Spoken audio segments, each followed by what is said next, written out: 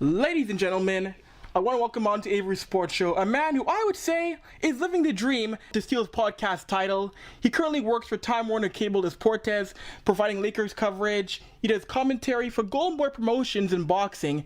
And in a past life, he worked for ESPN, and he's covered everything from water polo, hockey, football. It is Beto Duran, live from Los Angeles. How you doing today, sir? Thank you for coming on to Avry Sports Show, buddy. Yeah, I guess after you get my resume, I guess I have done a bunch of different things. Well, I didn't really realize that. We weren't keeping track, were you? I mean, it's my 15th year in this crazy business, and after a while, you just go day by day and, see what's going on. And, yeah, it's been a fun ride. Like you said, living the dream. It's what I'm doing. I've followed you for quite some time. You're very cool. You do a lot of cool things in sports media. I wanted to have you on. I know your journey in the sports world is a pretty cool one, because I know you started in for media. I could say it's media because you were a paper boy when you were 10 years old. Did you ever think, when you were doing that, you would be a sports guy working for ESPN one day, and where you are now on Time Warner Cable? No, I was. Yeah, you're right. I was a paper boy delivering. That's back when there was an afternoon edition. So after school, I'd go and just do my paper route. And but before I even delivered the paper, I would read the sports page. And I guess through osmosis and all those years, I learned how to properly write a paragraph the right way that they do it for sports, because it's completely different than you do for school. But did I ever think I'd actually be working in this? Nah. Like every little kid in elementary, your dream is to actually play a sport, not talk about it. And I played some sports in high school. Then I realized I wasn't as good as I was when I got to college, and had to figure out what I wanted to do. Sports was my passion. Never quite knew what I wanted to do. I just knew I wanted to work in sports in some capacity. Took a journalism class at university. Then after that, the light bulb went on, and all of a sudden it's like, okay, now I know what I want to do. And then just worked the way into it. I thought I wanted to be a doctor, lawyer, all that other stuff. And, it was fun, but it just never quite had that passion of like, I want to actually do my homework for this. I know you've gone to your career, you've gone through local stuff, you've gone ESPN. I know when you were on ESPN, I got to ask you, that first day, what was that like? Because, ESPN is, it's the pinnacle of the sports world. For you, just that first day of being in Bristol, what was that like for you to finally make it on that level, Beto? I mean, I worked there for a while. Like I was based in Los Angeles, working for ESPN Radio, so I got to do all the cool stuff. I was born and raised in Los Angeles, so everything there, like the Lakers, the Dodgers, baseball. I started off doing Kings hockey. That was my first ever assignment, was to do the Kings and Columbus Blue Jackets. When my first ever game that I was credentialed, Rick Nash was a rookie with Columbus. Oh, wow. So when people were like, "Who was your first ever interview?" It's always Rick Nash, and people are like, "Who?" I'm like, exactly. But if I go to Canada, it's not a big deal. But yeah, he was a rookie. It was one-on-one interview. He was the nicest ever, and it was cool. It was a great experience covering hockey. But working for ESPN, it was awesome. It was amazing. I got to do some stuff in Bristol, like do First Take and like the other different TV shows, Sports Center. But I would go to Bristol a couple times to visit. But primarily my focus was covering Los Angeles sports for the radio station, and then I would contribute to like Sports Center and the different TV shows. But I've always told kids that you can't get caught up in the name of where you work. You have to go and do your job right. And if you don't do it right, they're going to find somebody to replace you, because you said it's the big league, it's the bigger platform, and everybody wants to work on there. So you have to work even harder to stay there and continue to maintain. And you can never rest on your laurels. You can never just say, "Oh, I'm so and so," because you'll get replaced quick. There's thousands of kids that graduate university every single semester, and there's only a few handful of jobs out there. So the competition is fierce, and you got to continue to work hard every single day. Oh, dude, that is so true. I know for yourself, being an LA guy, working in California, so many people in their careers, they have to go and they have to leave their own market, be it working in small town Canada, small town USA. What is it like to be an LA guy working in California? Because not many people get a chance to work in their home markets. It's kind of rare in a way. Yeah, I mean, I was lucky enough that I never had to lead. A lot of it has to do right place, right time. There was, like I said, I was working in radio, so it was different. So I was producing, I was reporting, so it was like smaller scale. Doing it, I had a lot of on-the-job training, but every time I thought I wanted to do TV, say in like small town Arizona or a small city in California, where I was tempted to move away to go do TV to be like the sports guy, I would tell myself, like, okay, forget the money aspect. Is this better for your career? Like, going and covering, say a rodeo in like a small town in Texas, is it really going to benefit me, or staying here and plugging away and doing stuff in LA, even though I'm not getting paid at times, even though I'm starting off, and where's the benefit to it? What would be the bigger factor? It's like, say you're in Vancouver or Montreal or Toronto and you want to move to a small town, Saskatchewan. Like, what are you going to do? You want to stay in the big market, or do you want to stay in small? Like, you want to be the big fish in a small pond, or vice versa? Like, so I gambled on myself, and it paid off. Hey, I took a chance on moving to Toronto to advance my career, and I broke into this industry at 15 years old. There's not many 15-year-olds who break into sports media. No, but that's the thing. In this day and age, it's not about your age. It's about what kind of content can you produce, and how do you go about it. Like, there's some people who are in their 30s who don't know how to talk. That's true. And it's just, what can you do? It's not really about your age. It's like it's the hustle, the tenacity, and you got to keep on going. No, exactly. And in your hustle, who's been the biggest influence in your career and your time in media, be it maybe an athlete or a fellow reporter who helped you along in your career? Like I always tell people, you've got to find somebody who's doing the job you want and talk to them and ask them. And, closed mouths don't get fed. At times you might be like the annoying person, but, it's not really that. Like, I've come to learn that most of the successful people, whatever aspect they're doing, whether they're a reporter or an anchor or Fortune 500 CEO, if you ask them with sincerity and you want to learn from them, they're more than willing to help you out. It's just a matter of finding the right mentors. For me, Shelley Smith, who was on ESPN, is a huge mentor, a good friend of mine. I met her one day. I was answering the phones on a radio show she was hosting on Christmas Eve, and nobody was calling. And then we got to talking, and she's like, "Well, what do you want to do?" I was like, "I want to do what you do." And she's like, "Here's my number. Call me." And I called her, and she's like, "There's so many people who I give my number to who don't call, who don't take the time." And but it's just more of the people you work with. If they have the experience, ask them. They've been around for a reason. There's people who survive in this crazy business for a long time because they're good at what they do, but they also know how to build relationships. And a lot of that has to do with relationships. So I always try to tell somebody, learn something from everybody you work with. It might be something good, it might be something bad, but regardless, you're going to learn something. So always attach yourself to people and just pay it forward. If you don't think you're learning every single day in this industry, what's the point of really being in sports media, in my mind, Beto? Well, you've learned it. There's some people who don't think like that. And true. There's some people who are very successful at it. But like one of the things I was taught very early on by a producer at ESPN, Ken Field, who was Shelley's producer, said, if you want to get into this business to be famous, then don't, because you're not going to be. It's the story is what's important, not you.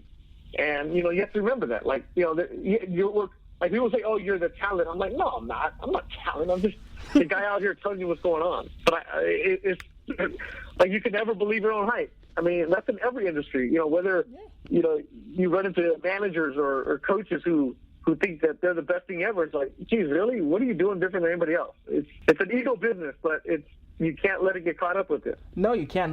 I mentioned the story is a big thing, and of course, not many teams have bigger stories than the LA Lakers, because the LA Lakers, the team you cover, they're an iconic sports team. Be it, there's the Lakers, there's the Celtics, there's the Canadians, the Yankees. What is it like to cover a team with so much history, even though right now the record isn't that great? The Lakers are a worldwide brand. And there's a reason I have a lot of social media followers is because I get up close and personal with Kobe. It's crazy what one tweet about the Lakers will do to my following if it's like almost exclusive. It's being around them. It's like I traveled with them in the playoffs a couple times. And as Michael Thompson, who plays dad, he's the radio announcer for them, has said many times, when you travel with the Lakers, you're traveling with rock stars. And you see it outside every single hotel room. There's every single hotel, there are autograph seekers. There's people waiting for them at 3 a.m. Every single road game that they get into is an event in that city because they only go there to certain teams one time. Like when they go to Toronto, everybody's there for that game. Of course. And it's covering the team is cool. You're dealing with all different personalities. And it's not necessarily that they're bad right now. It's just they still dominate. It would be like the Canadians in Montreal, right? They're going to lead every single story. With the Lakers, they're the number one social media followed team in North America, numbers-wise. and number 4 in the world. If you look at like Facebook, Twitter, Instagram, all that stuff. And the 3 other teams that are ahead of them are soccer teams like Real Madrid, Barcelona, and like Manchester United. Like, then with the Lakers.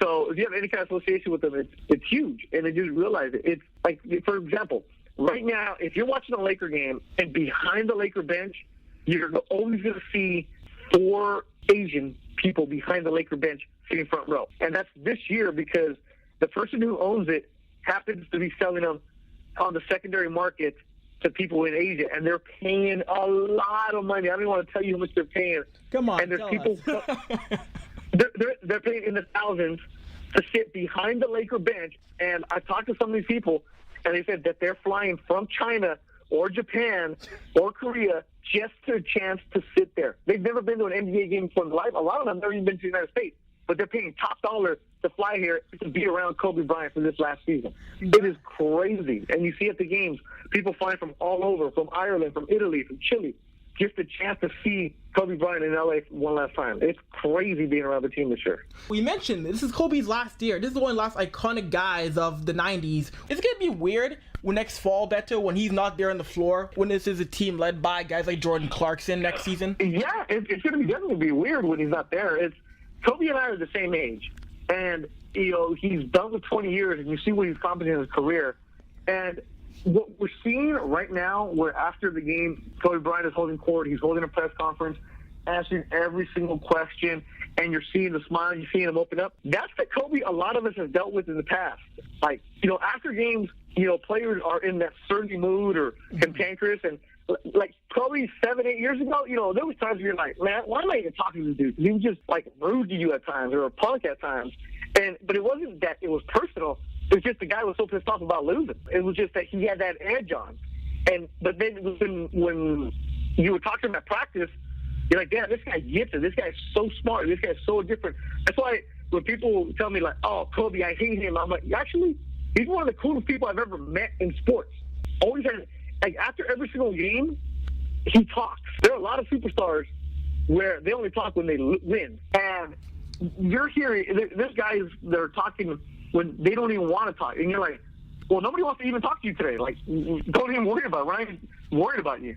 But Kobe, after every single game, has been there as a professional, talking, win or lose. He talked to us the day he tore his Achilles. You know how much pain he was in before he went to the hospital? I can imagine. And he answered every single question. I'm like, geez, you have a whole different respect for him. Wow. So I'm glad he's getting some adoration from the fans on his way out. Absolutely, he deserves every bit of it. And I gotta ask you, Kobe, is there one Kobe story that really made you think, wow, Kobe's like one of the coolest guys ever in sports? Just one story you have about dealing with him at all as a reporter? You know what? Well, if you ask me, about Kobe, like I've always, like for the Laker games, they're first at 7:30. I usually would get there about 5. Mm-hmm. And then a few years ago, I got tipped off that he was showing up at 3:30 to work out, and you hear it like so. I go across the street to the arena. 4 o'clock, Kobe Bryant showing up. I mean, he doesn't do it every game, mm-hmm. but I started getting there at 4 in hopes of him being there. And to be in the arena when he's the only one in there working out, and the only people in the arena are the people setting up chairs for that night, some security, and like the workers. And it was just him and one of the assistant coaches, no talking, and he goes through the shooting routine. And you just see how hard he works in this shooting routine. And you start building even more respect. And it's like, so you would see the plays that he makes in the game, and you're like, oh, my God, how did he ever make that play? Or how did he make that shot? And you realize you saw it 4 hours earlier because he was working on it. Like, that's the level of freak that he is. And, Ray Allen's another one who would show up early and put on his great shooting display. But these guys always worked in silence. And it was where, there was sometimes you kind of got the nod of like, hey, don't take any pictures right now. You could be in here, but don't. Yeah. And, definitely don't take any video of anything. It's just like he wasn't doing it for show. It was just, that's my routine. I need to get the work in. Before I let you go, I wanted to ask you about your podcast, Living the Dream. It's been on now for a few months, and you've had some pretty cool guests. You've had Tony Gwynn Jr., Freddie Prinze Jr., you've had our good friend Caroline on the program. Why'd you want to get into podcasting, along with your reporting for Time Warner and Golden Boy? Yeah, well, when I was with ESPN, I always wanted to do it, but I wasn't able to do it the way I would want to, just because of duties of everything else. Like, I wouldn't be able to fully commit with it. And then my contract with ESPN ended a year ago, and they, in the downsizing, myself and a lot of other people were let go. Once I became a freelancer, I was like, cool, I can do what I want to do. So it's called Living the Dream. It's on iTunes and SoundCloud, and I post it weekly. And as you know, this when you're trying to lock down guests for your show, your schedules don't always work. So right. That's why I never really wanted to commit to it, because if you're going to do it, you have to do it right, and you have to commit to it. And so now the concept is find anybody who is living their dream, whether they're in sports or, they're whatever it is they're doing, if they're in Hollywood or they're actors, model, whatever it is. It just so happens that most of the people I've had on have been all my friends. I'm up to episode 37, and it's with, I'm like, wow, I got a lot of friends, I guess, over the years. And everybody I've talked to has been somebody that I know or I've dealt with over the years. And the concept is just, we just talk about how you got there. Not like, I talk to the baseball players, not, what kind of fancy car do you have or what's it like, in the major leagues. It's like, no, tell me about the days when you were struggling and you had no money in your pocket and you were trying to get there. Like you mentioned Cara Lang, when playing in the Olympics when she was 16 years old and, right. Leaving Toronto, living in Vancouver as an adult and tearing up her knees and all that other stuff. And she was representing Canada and everything else. And so it's just cool. Like, it's the stuff that you don't ever get to really hear, like in an 8-minute radio interview or an 8-second soundbite on TV. So it's just letting the person tell their story. So it's cool. It's fun. And it's got a couple sponsors. And now I'm not even really doing it to, put my name out there. It's just fun to do and talk to people and to help me as a reporter and ask better questions. There was an episode of your podcast when you had Mike Hill on, and Mike works on air for Fox Sports 1. And Mike talked about working in Dallas and facing racism. And it showed that there's still racial issues for on-air personalities in sports media. Yeah, it's different. Mike Hill was with ESPN and now on Fox Sports 1 and out here in the United States. And it's like, it's not that I try to stay away from the race card, being one of the few Latino reporters out there. But it's just, you just gotta go where the conversation goes. And, Mike Hill was told, you can't sound the way you sound because Stuart Scott already sounds like that. And Mike's like, well, I don't sound like Stuart. I sound like myself. And, you mentioned it, race is a big factor. A lot of the executives, most of them, are Caucasian males. Mm-hmm. So I've also had female reporters who've talked about the struggles that they go through being a female. And, the double standards of how their appearance has to be a different way and everything else about it. And, this business, you got to have thick skin. Like, you have to. And then if you're a minority, you better have double the thick skin. And you're going to be told you have to be a certain way. You have to be this. You have to be that. Like, I've been told that my entire career. Like, why don't you work in Spanish? I'm like, well, in English, you get paid double. How come I can't work in English? Like you mentioned, I contribute to the report of the Lakers, but the key word is contribute. Like, I do stuff on the English side also. And the Spanish, I do it just like as a way to make some extra money. It's like a Canadian telling somebody from Montreal who kind of speaks French, but not fully. It's like, well, how come you don't do French? Like, TV. Well, because I speak English. Simple as that. Yeah. But, you got to figure it out what your niche is. At the end of the day, in this business, you have to be true to yourself and be honest with yourself. And if you can look in the mirror and say, you know what, I'm proud of what I'm doing every single day, that's what matters. There's a lot of people who I work with who they look one way on TV and they act a certain way off the air. And it's like, yeah, like, are you being true to yourself or are you just worried about money? So it's a lot of different factors in this crazy business. That's so true. That is so true. And Beto, it's been a blast having you on my podcast today. No, thank you very much. Appreciate it. Of course. Thanks, Beto. Talk to you soon, man.